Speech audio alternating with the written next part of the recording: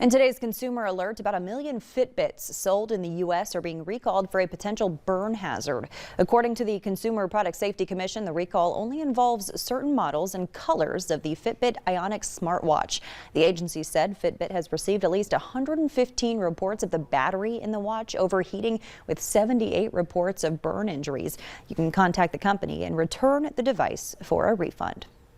Ford says it will run its electric vehicle and internal combustion divisions as two separate businesses to showcase its new technology. They plan to have two distinct but different auto businesses: Ford Blue, focusing on traditional combustion engines, and Ford Model E, which will develop electric vehicles. Ford says it now expects half of its vehicles to be electric by 2030. They anticipate spending $5 billion on electric vehicles this year. With inflation at its highest level in 4 decades, the head of the U.S. Central Bank says the Fed plans to begin to raise interest rates a quarter point this month, but cautions the war in Ukraine has created economic uncertainty. Naomi Ruckham reports from Wall Street. Federal Reserve Chairman Jerome Powell told lawmakers on Capitol Hill the Federal Reserve still plans to begin a series of interest rate hikes this month as it tries to rein in soaring inflation. Inflation is too high.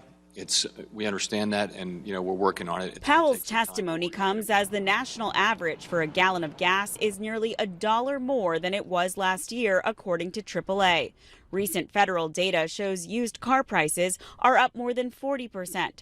Eggs are 13% higher, and electricity is up almost 11%. What we're facing now is, though, an elevated level of demand in the face of supply-side constraints, and it's the collision of those two things that's creating inflation. Mr. Powell also said the Fed will be closely monitoring the crisis in Ukraine and will proceed carefully. The near-term effects on the U.S. economy of the invasion of Ukraine, the ongoing war, with sanctions, and of events yet to come remain highly uncertain. If the war in Ukraine continues and oil prices remain high, the Fed may have to raise rates more quickly. CBS News business analyst Jill Schlesinger says the Fed is walking a fine line. If they don't raise rates quickly enough, then inflation can continue to rise. And conversely, if they really start raising rates too quickly, then they risk really puncturing the hole in this beautiful economy. The rate hike is expected in 2 weeks at the next Fed meeting. Naomi Ruckham, CBS News, New York. Wall Street rallied in response to the chairman's comments. The Dow, S&P, and NASDAQ all saw gains with an hour until closing. Space